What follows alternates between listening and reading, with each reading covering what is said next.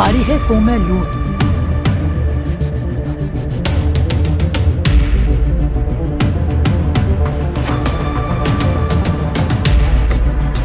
جنہوں نے ایک ایسی برائی کو ایجاد کیا جو اس سے پہلے دنیا میں کسی قوم میں نہ تھی۔ اب ہمیں اس قوم کی لڑکیوں سے ہوئی رغبت نہیں۔ ہاں، اور ہم اب اللہ کے نبی کو اس بستی سے نکال دیں گے۔ ایسی بدکاری جس کی مثال اس سے پہلے تاریخ میں کبھی بھی نہیں، کہیں بھی نہیں ملی۔ اے میری قوم، گناہ سے باز آ جاؤ۔ اے لوط، تمہیں معلوم ہے کہ ہم کیا چاہتے ہیں؟ اس قوم نے ایسا کیا کام کیا اور ان کا انجام کیا ہوا؟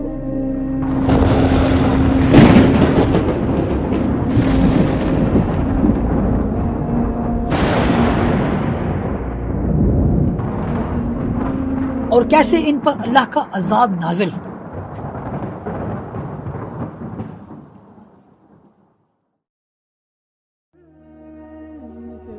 لوط کو یاد کرو جب انہوں نے اپنی قوم سے کہا کہ تم بے حیائی کے کام کیوں کرتے ہو جبکہ تم دیکھتے ہو؟ کیا تم عورتوں کو چھوڑ کر لذت حاصل کرنے کے لیے مردوں کی طرف مائل ہوتے ہو؟ ناظرین، یہ لوگ دنیا کے سب سے بڑے گناہ میں مبتلا تھے۔ اس قوم کے لوگ مرد مردوں سے، عورت عورتوں سے جنسی خواہشات پوری کرتے۔ آپ حضرت ابراہیم علیہ السلام پر سب سے پہلے ایمان لانے والوں میں شامل ہیں۔ آپ حضرت ابراہیم علیہ السلام کے زمانے میں اہل سدوم کی رہنمائی کے لیے نبوت کے منصب پر فائز ہوئے۔ حضرت لوط علیہ السلام کے بہت سارے معجزات ہیں، جیسا کہ آپ اس وقت بارش کے لیے دعا کرتے تھے، آسمان بادلوں سے بھر جاتے، خوب بارش ہوتی۔ حضرت لوط علیہ السلام جس پتھر پر سر رکھ کر سوتے تھے، اس پتھر پر ان کے سر مبارک کے نشان بن جاتا۔ سدوم وہ علاقہ تھا جہاں لوط علیہ السلام محبوس فرمائے گئے۔ سدوم کے آس پاس 5 نہایت خوبصورت شہر تھے، جن میں سے ہر ایک کی آبادی تقریباً 1.5 لاکھ 1,50,000 سم تھنگ کے راؤنڈ اباؤٹ تھی۔ یہ علاقہ نہایت سرد و شاداب تھا، قدرت کی فیاضی کا حسن شاہکار تھا۔ یہاں باغات کی کثرت تھی، لہلہاتی کھیتیاں یہاں کی ضروریات سے کہیں زیادہ تھی۔ اردن، شام اور اسرائیل کے درمیان بسا ہوا یہ علاقہ نہایت ہی زرخیز تھا۔ وہاں طرح طرح کے اناج، پھل، میوے بکثرت پیدا ہوا کرتے تھے، اور یہی وجہ تھی کہ آس پاس کی بستیوں کے لوگ بھی اپنی معاشی اور غذائی ضروریات پوری کرنے کے لیے اس بستی کی طرف آتے۔ مگر یہ بات اہل سدوم کے لوگوں کو بالکل پسند نہ تھی۔ ان کا خیال تھا کہ ان کی بستیوں میں پیدا ہونے والا پھل، اناج اور سبزیوں پر صرف انہی کا حق تھا۔ وہ نہیں چاہتے تھے کہ دوسری بستیوں کے لوگ ان کے علاقے میں آئیں اور یہاں سے پھل خرید کر اپنے علاقوں میں لے کر جائیں۔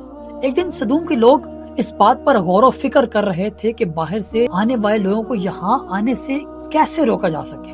اسی وقت ابلیس ایک بزرگ کے شکل میں ان کی محفل میں آیا اور کہا، اگر تم ان سے پیچھا چھڑوانا چاہتے ہو تو میرے کہنے پر عمل کرو۔ اس اجنبی بزرگ کی بات لوگوں نے بہت غور سے سنی، کیونکہ مطلب کی بات تھی۔ ابلیس نے کہا، میں کل بتاؤں گا۔ دوسرے دن ابلیس ایک خوبصورت جوان لڑکی کے بھیس میں آیا اور انہیں اپنی عورتوں کے بجائے مردوں کے ساتھ فعل بد کرنا سکھایا۔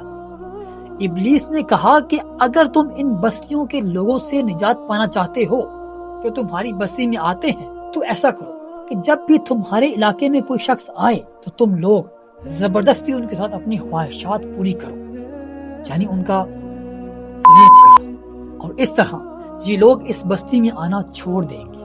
اپنی نفسیاتی خواہشات کے لیے مردوں سے بدفعلی اس قوم کا دستور بن گئی تھی۔ یہاں بے حیائی عام ہو گئی تھی۔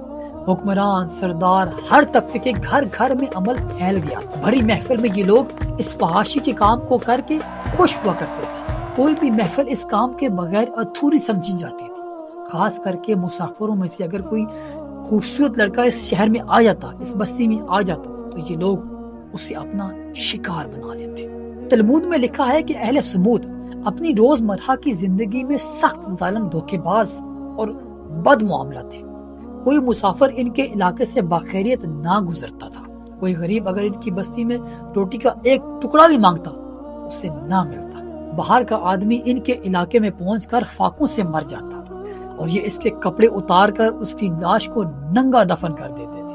اپنی وادی کو انہوں نے ایک باغ بنا رکھا تھا جس کا سلسلہ میووں تک نہیں تھا، اعلانیہ بدکاریاں کرتے تھے، تو حضرت لوط علیہ السلام نے انہیں توحید کی طرف دعوت دی اور بدکاری سے، اس خنونے عمل سے توبہ کرنے کا حکم دیا۔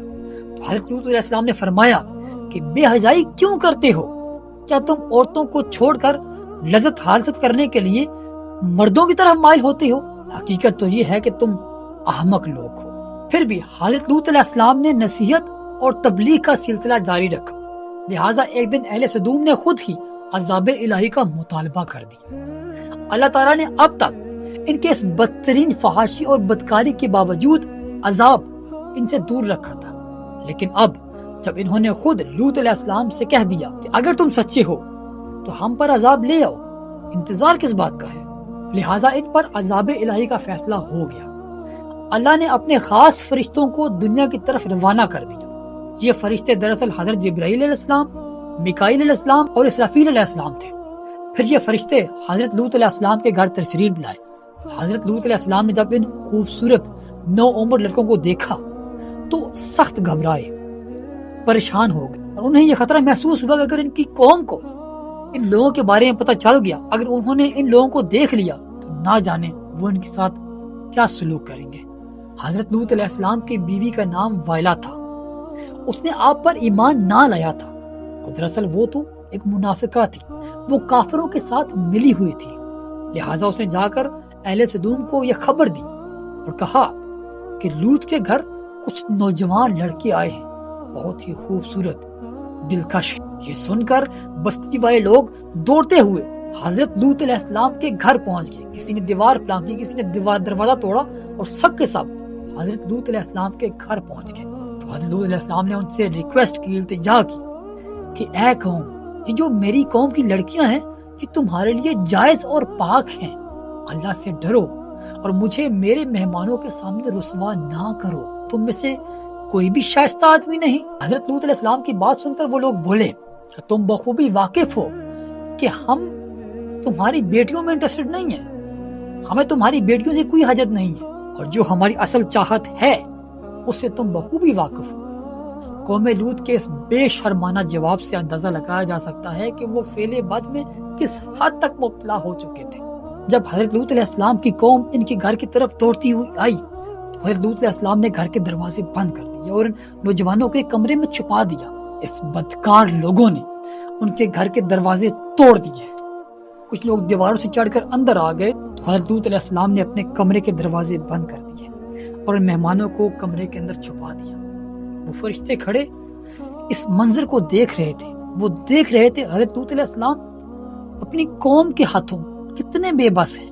اور جب ان فرشتوں نے حضرت لوط علیہ السلام کی بے بسی اور پریشانی کا یہ عالم دیکھا تو حقیقت سے پردہ اٹھاتے ہوئے بولے، اے لوط، ہم تمہارے رب کے بھیجے ہوئے فرشتے ہیں، یہ لوگ ہرگز تم تک نہیں پہنچ سکیں گے، ابھی بھی رات کا کچھ حصہ باقی ہے، تم گھر والوں کو لے کر اور اپنی امت کے کچھ چنندہ لوگ جو تمہارے ساتھ ہیں ان کو لے کر اس بستی سے باہر نکل جاؤ اور پیچھے مڑ کر نہیں دیکھنا کہ پیچھے کیا ہو رہا ہے۔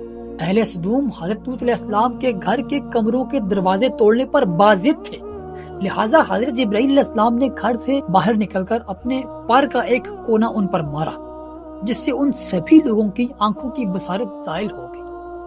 یہ خاص عذاب ان لوگوں کو پہنچا تھا جو حضرت لوط علیہ السلام کے پاس بدنیتی سے آئے تھے، بد فعل کرنے کے لیے آئے تھے۔ حضرت لوط علیہ السلام حقیقت جان کر، حقیقت دیکھ کر مطمئن ہو گئے اور اپنے گھر والوں کے ساتھ رات کو ہی نکل پڑے۔ بیوی کو بھی لیا اور ان کے ساتھ اپنے اہل خانہ کو لیا اور اپنے کچھ لوگوں کو لیا، اور اس بستی سے دور واپس جا ہی رہے تھے کہ ان کی بیوی واپس مڑ گئی۔ ان کی بیوی اپنی بستی کی طرف واپس چلی گئی اور انہی کے ساتھ واصل جہنم ہونا پسند کیا۔ حضرت جبرائیل علیہ السلام نے بستی کو اپنے پر سے اکھاڑا، اپنے بازو پر رکھا اور آسمان کی طرف چڑھ گئے، یہاں تک کہ کہا جاتا ہے کہ اس بستی کے کتوں اور مرغیوں کی آوازیں آسمان پر بیٹھے ہوئے فرشتوں نے سنی، آسمان پر بیٹھی ہوئی مخلوق نے سنی، اور پھر اس بستی کو درم زمین پر دے مارا، جس کے بعد ان پر پتھروں کی بارش ہوئی۔ ہر پتھر پر مرنے والے کا نام لکھا ہوا تھا، اور جب یہ پتھر ان کو لگتے تو سر پاش پاش ہو جاتے۔ صبح شروع ہونے والا یہ عذاب پوری بستی کو نیست و نابود کر چکا تھا۔ قوم لوط کی ان خوبصورت بستیوں کو اللہ نے ایک نہایت ہی بدبودار اور سیاہ جھیل میں تبدیل کر دی، جس کے پانی سے رہتی دنیا تک کوئی فائدہ نہیں اٹھایا جا سکتا۔ سمندر کے اس خاص حصے میں کوئی جاندار، مچھلی، مینڈک کچھ بھی زندہ نہ بچا، سب نیست و نابود ہو گیا۔ اسی لیے اسے ڈیڈ سی یعنی بحر مردار کہا جاتا ہے، جو اسرائیل اور اردن کے درمیان واقع ہے۔ ماہرین آثار نے کافی سالوں کی تحقیق اور جستجو کے بعد اس تباہ شدہ شہر کو دریافت کیا۔ تحقیقات سے پتہ چلا کہ اس شہر کی زندگی اچانک ختم ہوئی تھی۔ اس شہر کے راستے اور کھنڈرات کو دیکھ کر آرکیولوجسٹ نے یہ اندازہ لگایا جب یہ شہر تباہ ہوا تھا اس وقت لوگ روزمرہ کے معاملات اور کاموں میں مشغول تھے، یہاں زندگی اچانک ختم ہوئی تھی۔ اہل سدوم کو پتھر بنا دیا گیا تھا اور ان کے بت آج تک بحر امردار کے پاس موجود ہیں، جو تا قیامت لوگوں کے لیے ایک عبرت ہے۔ آج یورپی ممالک میں انسانی آزادی کے نام پر اس بدکاری کی اجازت دی جاتی ہے اور فحش عمل کو فخر سمجھا جاتا ہے، مگر حقیقت تو یہ ہے کہ ہم جنس پرستی بالکل فطرت کے خلاف ہے، جس سے انسانی معاشرہ تباہ و برباد ہو جاتا ہے۔ روایتوں کے مطابق ایک مرتبہ حضرت سلیمان علیہ السلام نے شیطان سے پوچھا کہ اللہ کے نزدیک سب سے بدترین عمل کیا ہے؟ تو ابلیس بولا، جب مرد مرد سے فعلی کرے اور عورت عورت سے اپنی جنسی خواہشات کو پورا کرے۔ حضرت ابن عباس سے روایت ہے کہ حضرت محمد صلی اللہ علیہ وسلم نے فرمایا کہ اس شخص پر اللہ تعالیٰ کی لعنت ہو جو قوم لوط والے عمل کرے۔